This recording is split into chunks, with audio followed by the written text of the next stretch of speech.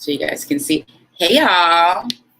Who's on with me? If you are on with me, leave me a comment so that I know, so that I can say, hey. I usually don't respond to comments until after because, hashtag mom life. Like, I love doing this, but honestly, I don't have time to figure out how to, like, really work the platform that I'm on. Sorry, guys. Like, I've been up since 7 and track team and all that good stuff. So I'm actually right now just looking for a banner. It's so funny because it took me so long to get this live out to you guys that some of my banners that are in here have been in here for like 2 weeks. So as you guys can see, road to the 2020 election, what Biden's VP choice really means. Obviously, this banner was written before we knew that his choice would be Kamala Harris. So let's get into it. Listen, I'm not gonna like be long-winded tonight because day 2 of the DNC starts in like 53 minutes and I need to see it live.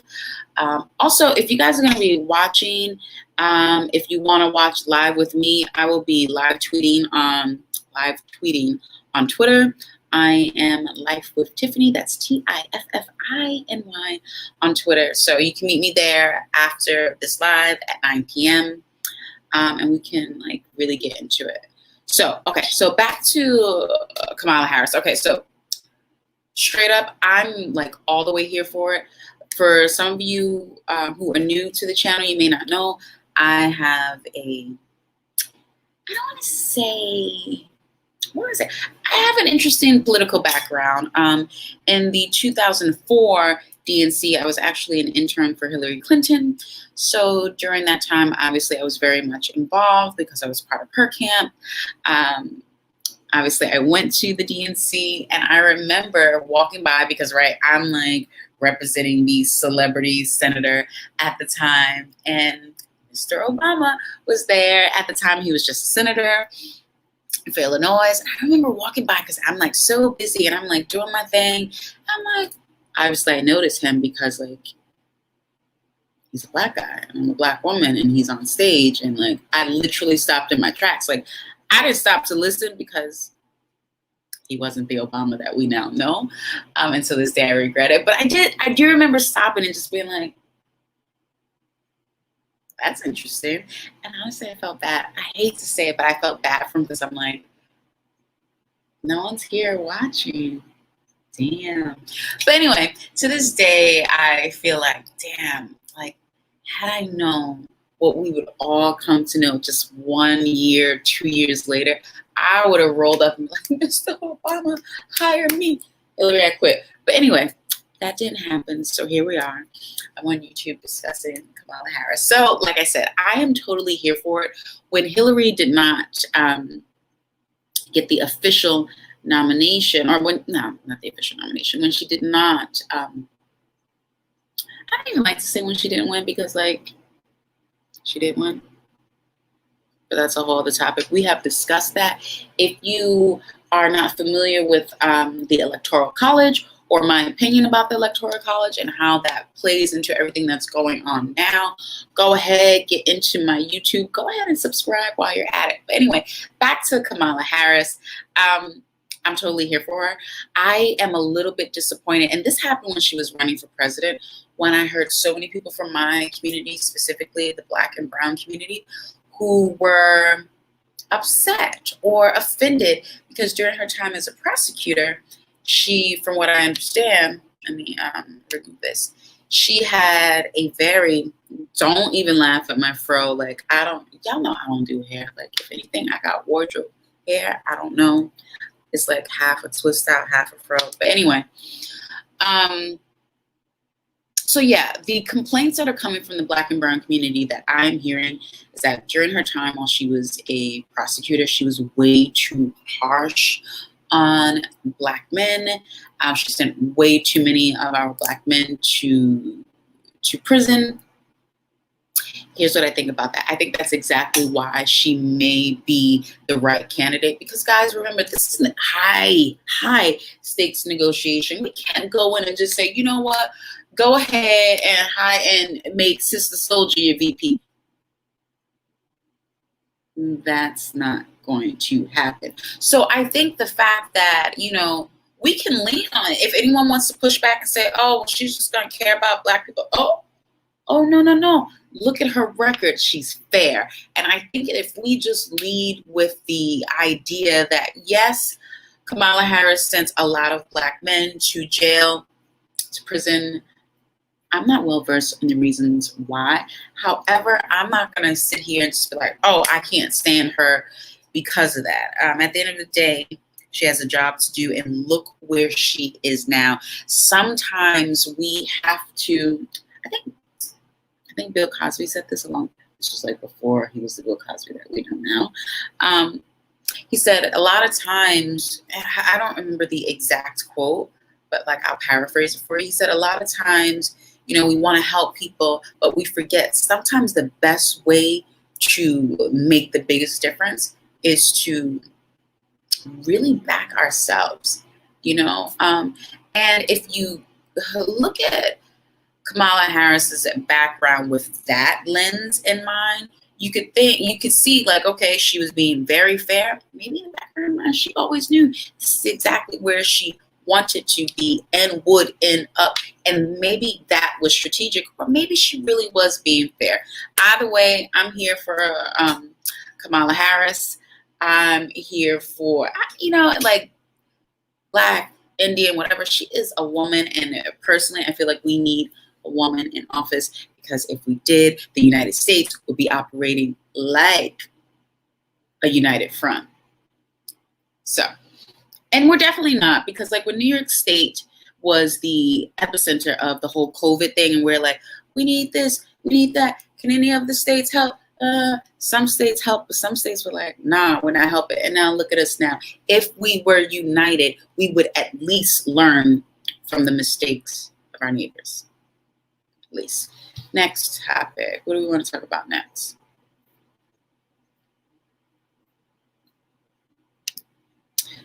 So just want to say real quick, we still don't have justice for Breonna Taylor. If you are not familiar and you have been under a rock somewhere, Breonna Taylor was a frontline worker who was killed in her home while sleeping in her bed by officers. These officers have not been, forget about convicted, they haven't even been charged. So if you are interested in making a difference, because we still can,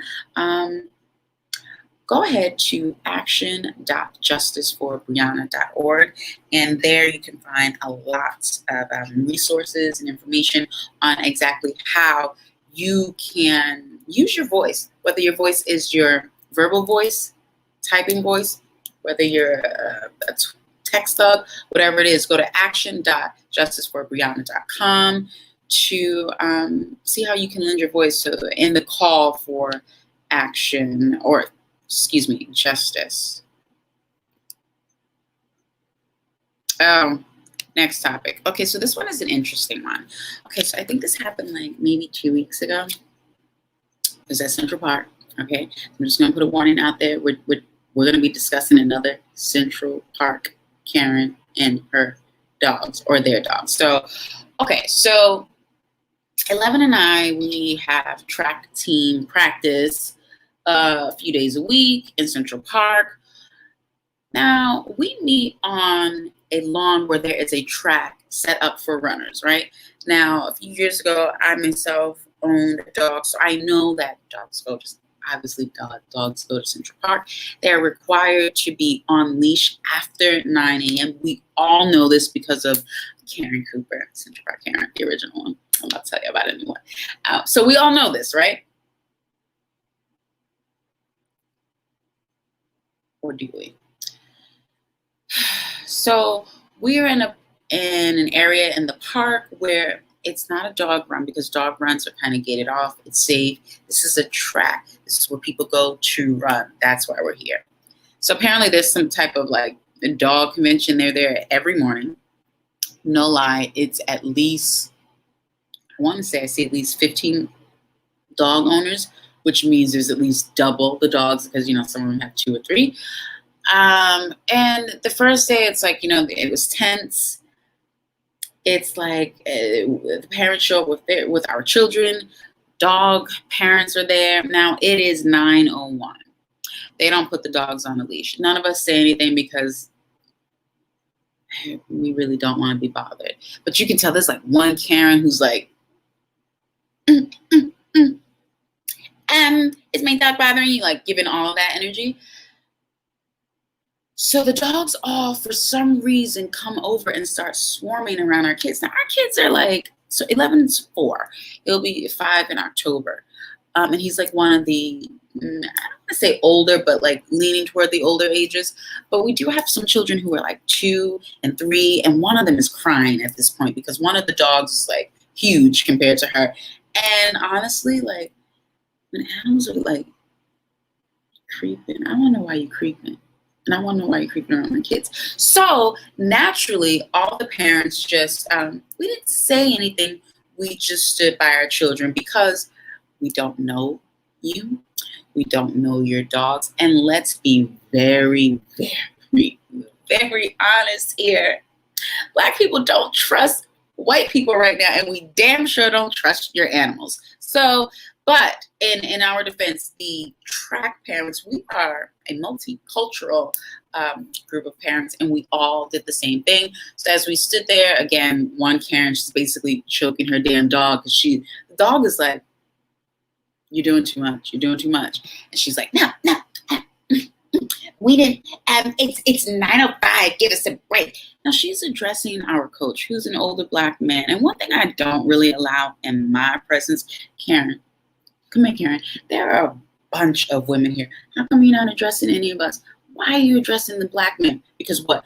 You want to make a play and call who on him? No, you talk to me. So I simply said, I was nice, y'all. I didn't say anything. I was just like, okay, we didn't say anything to you. At this point, I had my shades on. I was just like, I wish I had a pair of glasses to show you guys. I'm like, we haven't said anything to you.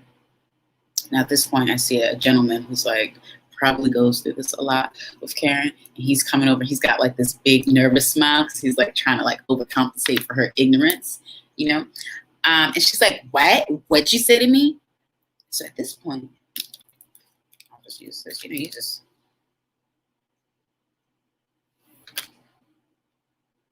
have a nice day.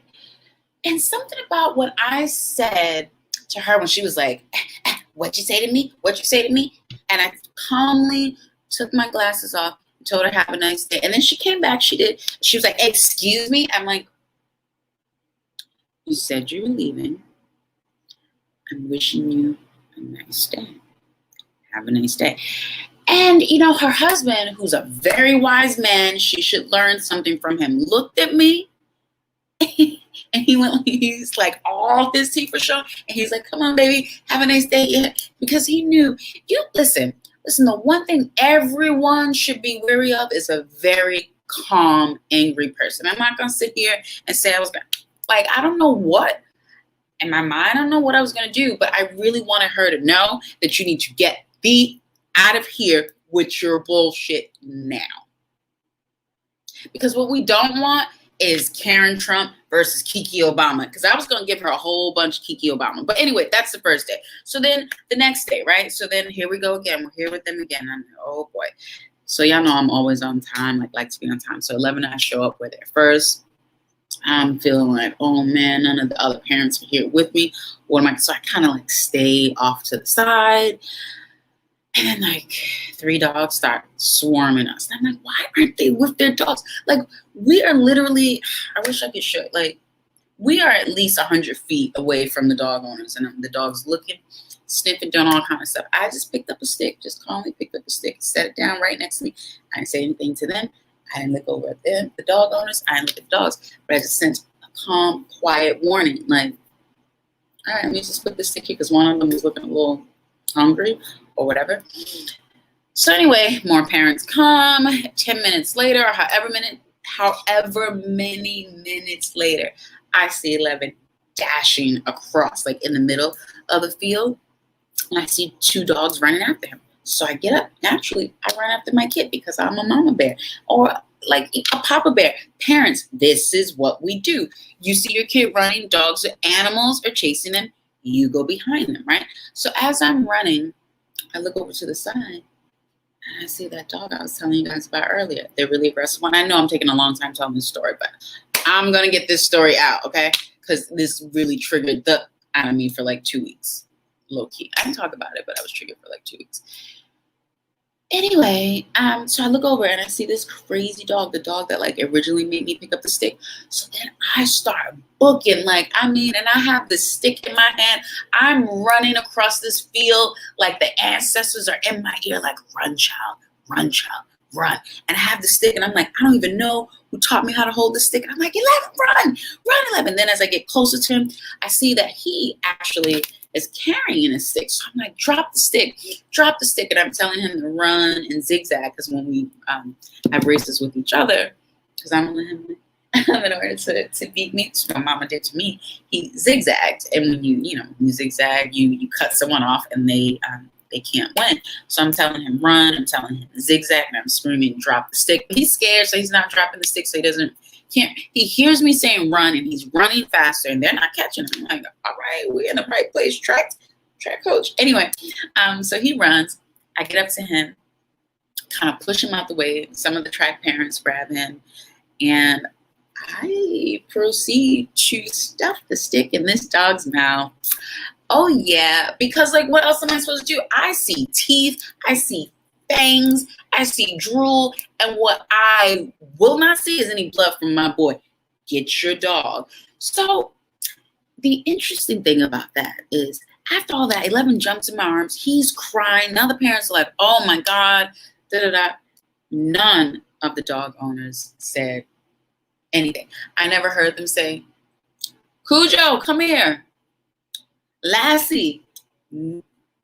Nothing. Not a word. And one of the parents said to me, she goes, I noticed that none of the dog owners, they never came over, which is usually what dog owners do. Like, you come over, you call your dog, you say something. Even if I was out of control for being so scared, just come over and say, I know you think he's Cujo, but he's really Lassie. I'm so sorry to scare you. Nothing. They never say anything. You know why? Because they do not think Black Lives Matter. And you cannot tell me that they do, because to this day, even this morning, they are annoyed and offended because I don't fucking want to be bothered with their dresser-sized dogs that they still are not putting on a leash. So I don't say anything. I just keep my focus this way, and they're like, good morning. I'm going to say good morning to you. Put your dog on a leash. I'm sick and tired of coming here looking at Cujo, who might bite my ass and your ass anytime he wants to. So anyway, that's my story about Central Park Karen and their damn fur babies. And someone needs to tell them that Black children matter more than your fur baby. And if you send your dog over here one more time, you're gonna be hot dogs tonight. So when the other parent said, oh, they didn't come over here to talk, I told her, I said everything I need to say. They know from here forth, keep your dog over here. You sit him this way, you're gonna have a problem. Because some things are beyond discussion. I'm not fucking discussing this with you. Why my son is scared. Not doing it. Anyway, next topic.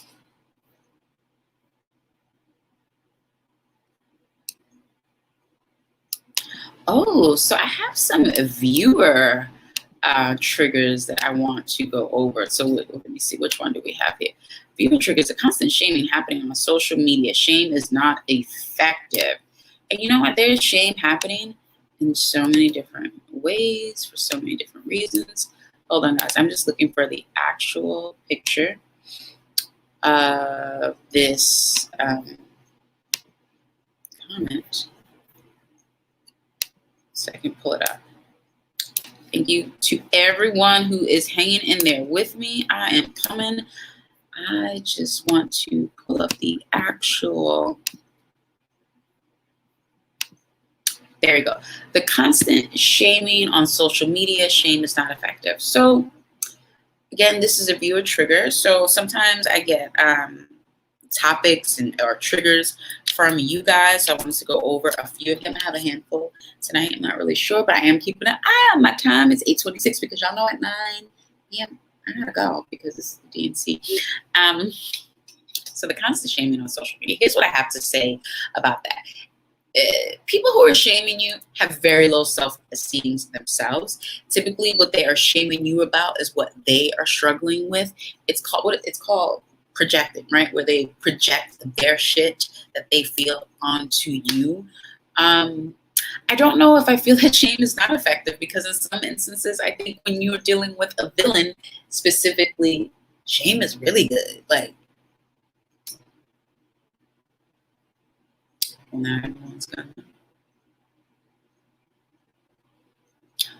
Well, how about I just go public with these emails? You know, like sometimes shame can work. However, when you're using shame on an innocent person, I do agree that it's like, it's bullshit. But just remember that people who are playing the shame game usually have very low self-esteem themselves, and there's something that is, I need to stop cursing. There's something that's bothering them, and that's why they're trying to shame you so that, you know, they can feel better than someone, because for some reason they feel less than. Alrighty. Let's see. What is the next one?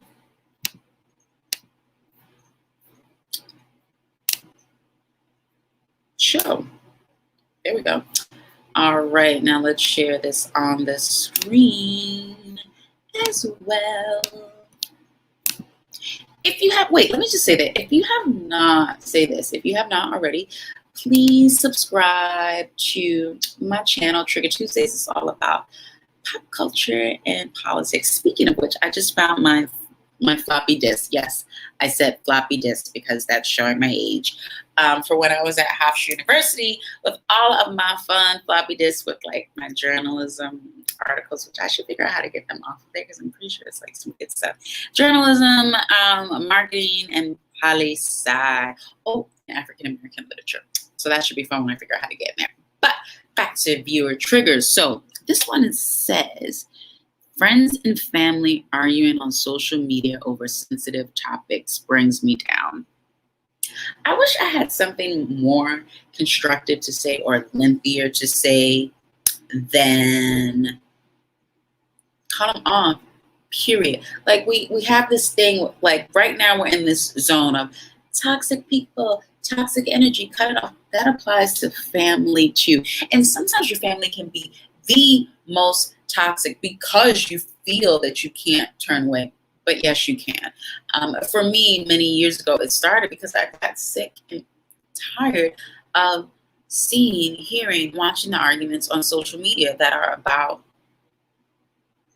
for me, it was like about frivolous things. For you, maybe with COVID and civil rights going on, it may be major things. Whatever it is, let me tell you something. Sometimes let me be sensitive about the way I say this. Sometimes I think of some family members as casualties of your birth. Like some of them you just really don't need. No one asked me if I wanted to be your cousin. No.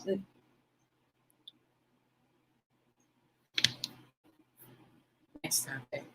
Because like, y'all know what I'm saying, okay? So what's, oh, I'm afraid to put this one up because this one is like triggering on a personal level. But whatever, right? Like, that's what we never.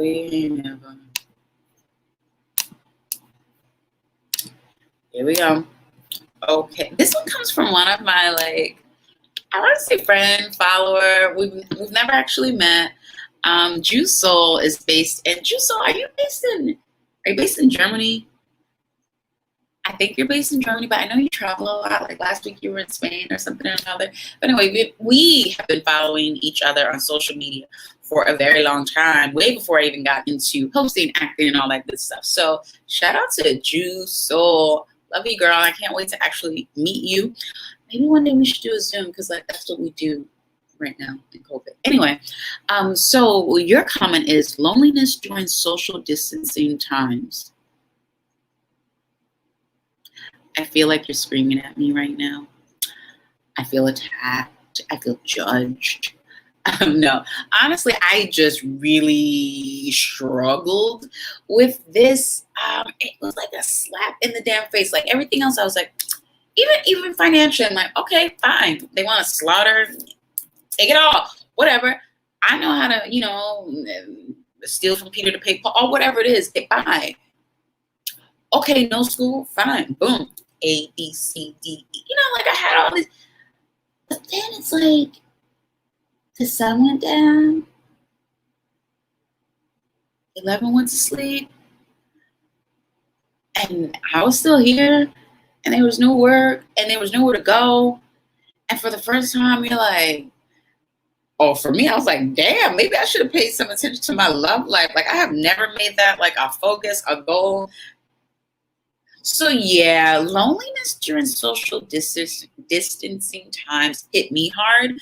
One of the ways that I dealt with it, honestly, like I got on like to virtual classes. Caesar Valentino, I follow him on Instagram. He is an instructor with Alvin Ailey. I started going to a lot of his classes. He does these really fun Vogue classes. And also what I love about it is that he is an icon. Like he has been doing this literally as long as I've been alive, 38 years, right? Probably more. And there's something about learning from the classic teachers. Like they were there in the beginning. It's not just the moves, it's the essence of the moves. So doing that, it also gave me a reason to like get dressed and to just explore and have fun with my femininity, because it's something that's important to me. So at least on days where I knew that I had a Vogue class on Zoom, I knew that like I was going to put on a face, maybe a little red lip, even a heel, whatever. And I was going to bring this attitude that I was used to bringing outside. I would have a little bit of it at home, but I started doing it here. So that's how I dealt with the loneliness. And honestly, I did Trigger Tuesdays, like 19 weeks ago. So how long this has been? How long has this been going? I wish I could get the melody right. Anyway, y'all know the song I'm saying. How long has this been going on? Anyway, 19 weeks. So 19 weeks ago, I launched Trigger Tuesdays because you guys know, as a host and an actress, you're going on auditions, you're doing this, you're doing that. And for me, I stayed away from like actually doing a YouTube thing because I think when you've done something on a large scale, you're very afraid to do it yourself because there's no way I'm going to ever produce anything. Excuse me, not me. Let me not say ever. I mean, currently, right now, with the staff of 1.5, me, I'm the 11.5. I'm not producing anything on Lifetime's level or Scary Mommy's level or Kroger's level or whoever I've worked with before. So that kept me away from it. But because like quarantine happened, COVID happened, I saw all of these, like, when I say major, I mean hosts that we see on TV, they all went live from their homes. So I said, I'm going live too. So that's how I personally dealt with loneliness during social distancing times. It was, I created something for me, and Trigger Tuesdays is something that is for me. It is not something that I do. It's not monetized. I don't make any money off of this. Maybe one day I will, but as of right now, it is an outlet for me. And it's also a way for me to connect with you guys. Like I said, I don't always see or know how to read your comments in the moment, but I see them after, and I think that's sweet. Also, let me add a banner here, because I don't know if you guys are watching the DNC tonight, but if you are, I'll be watching. Starts at 9, and I'll be live tweeting. So if you are on Twitter and want to have a little chatty chat with me about that, George, if you are still watching, George Sosa, if you're still watching, I know you are going to be watching the DNC tonight. So head over to Twitter if you have a Twitter account. I'm not even sure if you have a Twitter account because we are connected on Facebook. Either way, I'll be online. Tweeting. I'll be online. So if you are not on Twitter, but you're on like Facebook, or even if you're on Instagram, that's cool. We can still connect. Let me see how do I make this a banner? Oh, scroll. I know what I'm doing.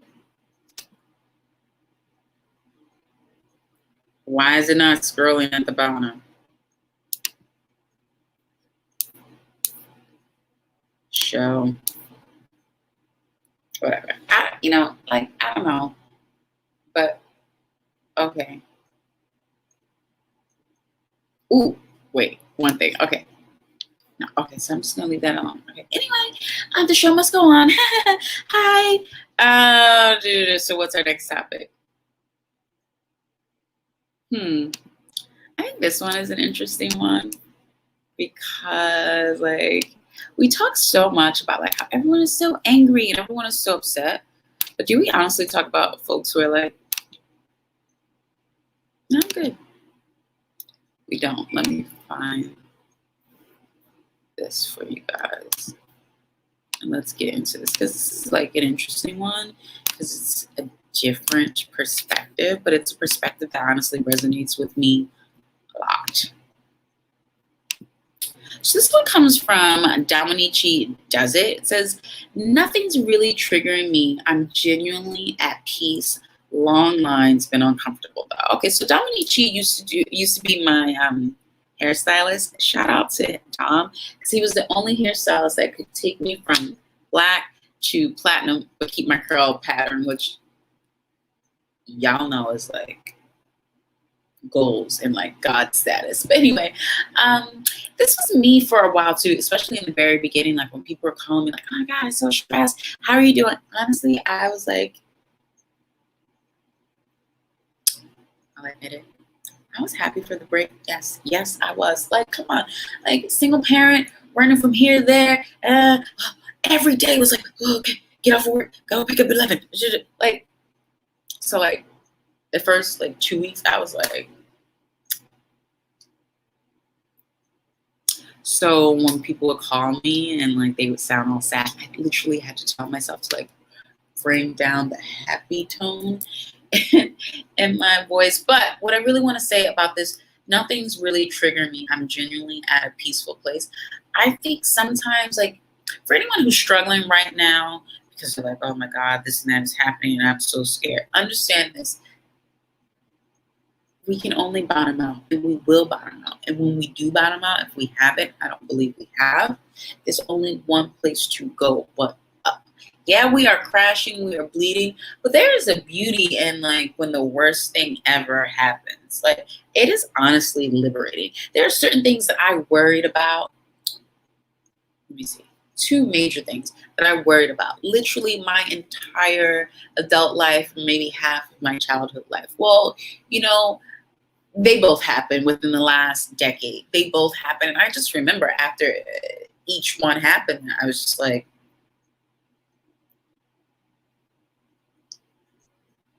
okay, that happened, but I'm still here. So what I want to say lastly about this topic is we don't have to be triggered and bothered by everything that the media wants us to be bothered by. Understand that they are pushing fear because fear is the most powerful and useful tool to control the masses, which is a big deal of what's going on right now. So if nothing's bothering you and you don't feel fear, that is fine. Do not feel this need to, okay, let me find something to be anxious about. It's fine. If you're at peace, you're at peace. And that does not mean that you're like, yeah, I'm at peace because I have commas in my bank account and I'm doing this, I'm doing that. You could be at peace and still be going through hell. That is the difference between joy and being happy. Like, happy is very much predicated on your circumstances. You know, like, as long as everything's good in my life, as long as the lights are on, I have this bill, I have that, and I'm happy. Joy is when you're like, nothing moves me. Nothing shakes me. And I'm someone who's like that. Y'all don't even want to know. Y'all don't even want to know the past 2 weeks were like for me personally. I mean, there was a lot of good stuff that happened. There were a few personal things that was like, bam, bam, like just busting the head. But still, you know what? You keep it moving because that is joy. And I will always have a smile on my face, which is why I agree with Dominici when he says, you know what? genuinely at peace. Like, there may be some crazy shit happening around me, but me, I'm good. Next topic.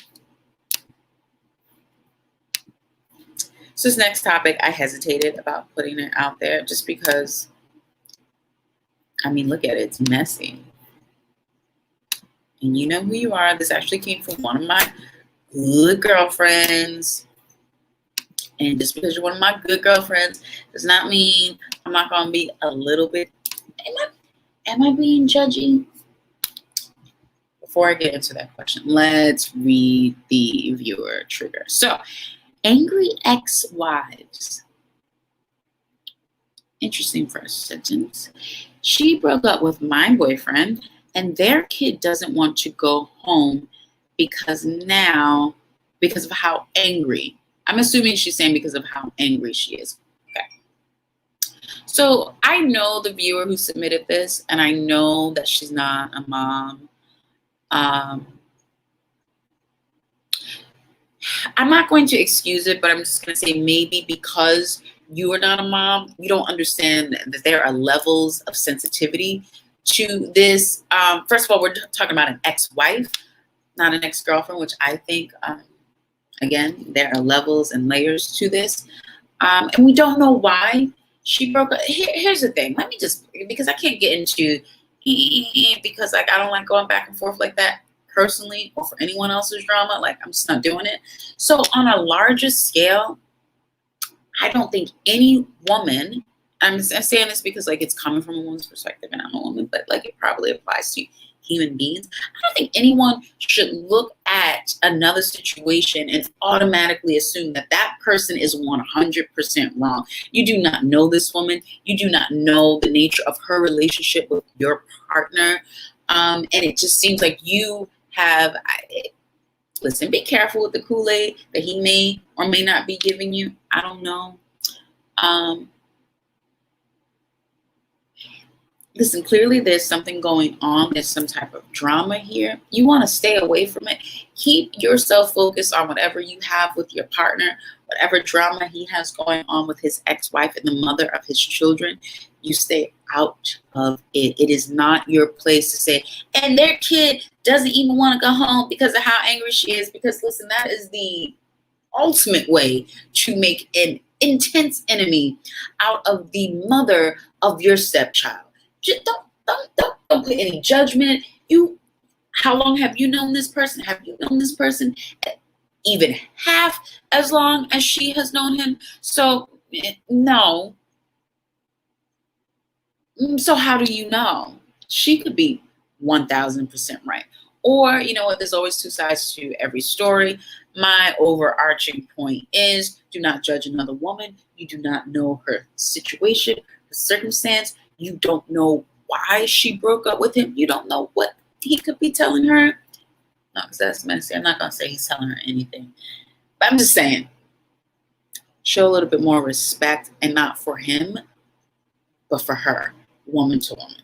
Because, you know, like someone said, there is a special place in hell for women who don't help each other. And I think that applies also to women who judge each other for both. And I know you're my friend, but I said what I said. Hi. Text me later. Zoom. Cocktail tomorrow. Oh my goodness. Is that all I have? That can't be all I have. So we have 16 minutes before the DNC gets started. Let's get into this one. All right. I don't know why I did that. Are people really? Okay, here we go. This one comes from one of my besties and my old baby daddy, Paul Morejon. And his trigger is, are people really willing to give up their real life for a fake summer? COVID and no social distancing. I don't know what's wrong with people and like the idea of wearing a mask. I was watching the news and they were talking about, you know, like back to school, back to college, yeah. And this parent was talking about, you know, my daughter just really wants the experience. And it's like, You can tell some folks have never had a real issue in their life because they can't even wrap their minds around that this is some real that you need to adjust your behavior for. So, Paul, that's what I think it is. I think the people who are like, I don't want to wear a mask, you're infringing on my human rights.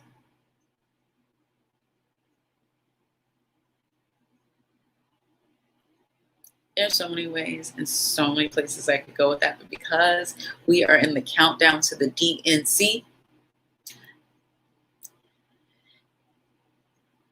so back to what I was saying. Because folks have never had a real issue, never been challenged, never been in a situation where they've been like their back is up against the wall. It's like, oh shit, what am I going to do now? I have to change some. I really need to stop with my potty mouth. I really need to change either the way I'm living, the way I'm budgeting, the way I'm moving in this world, whatever it is. But if you are running around like, oh my God, it's my freshman year of college and I just want the best experience, and like I just feel so upset that this is being taken from me because like this is my freshman year and your ass is gonna fuck around and not see senior year, let alone, or maybe not even sophomore year, because you want the experience. You're gonna get a whole new ICU experience that you were not mentally prepared for. Good luck. Next topic. I did not hide that. I pressed something and I thought I was gonna do something, but it didn't work. Anyway.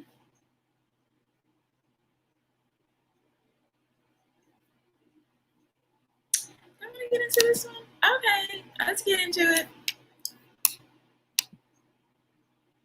We have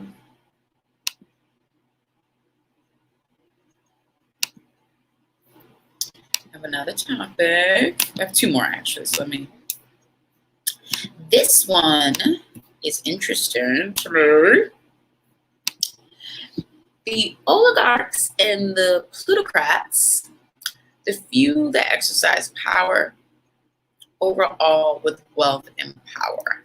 So this really just talks about, the concept which we are all familiar with, like there's a small percentage of our population that holds a large percentage of the wealth. And because of that, that's where their power comes from. And that's what they are wielding around as their power. Is that fair? Absolutely not.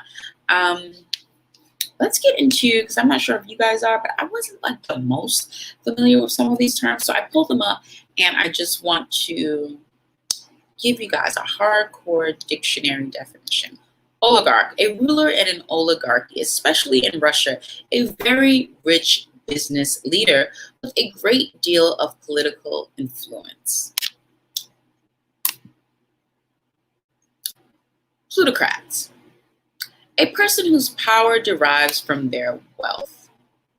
So there you have it. DJ Internal Affairs, who does like a fantastic Thursday evening for lovers live DJ set. It reminds me, do y'all remember like Hot 97 back in, it was Hot, no, it was WBLS 92.3?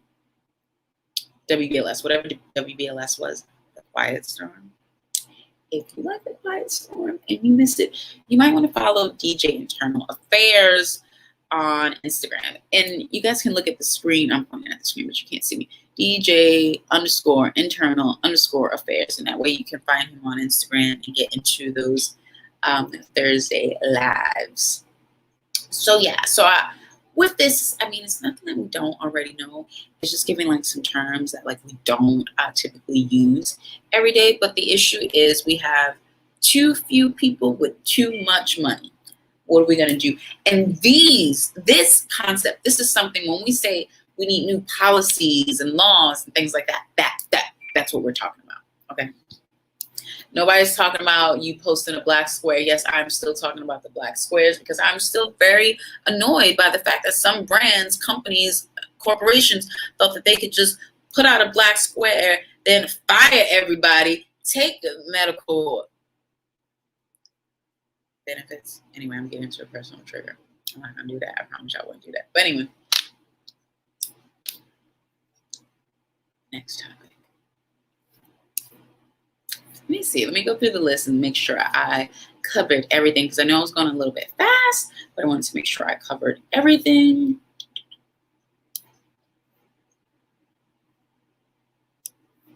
Yeah, I think I pretty much covered everything. So, guys, again, thank you for another episode of Trigger Tuesdays. Thank you for not laughing at my little struggle fro. It's like half twist out, half a regular fro. But anyway, I love you all so much for watching. Go ahead, if you haven't done so already. What are you waiting for? Go ahead, subscribe so you don't miss any triggers. If you have triggered something that's bothering you, like, are you upset about unemployment? Like, what's going on with that? I'm upset about it. If it's bothering you or whatever's bothering you, send me an email at lifewithtiffany, that's TIFFINY @gmail. Send me that trigger and let's talk about it next Tuesday. I love you all so much. See you next Tuesday on the next episode of Trigger Tuesdays, where we will discuss all things politics and pop culture. If you're excited about the DNC, like I am, today is day 2. I'm heading over to Twitter right now so I can start live tweeting. I'll turn my TV on and watch with you guys. Come join me on Twitter or Instagram. Love you. Bye.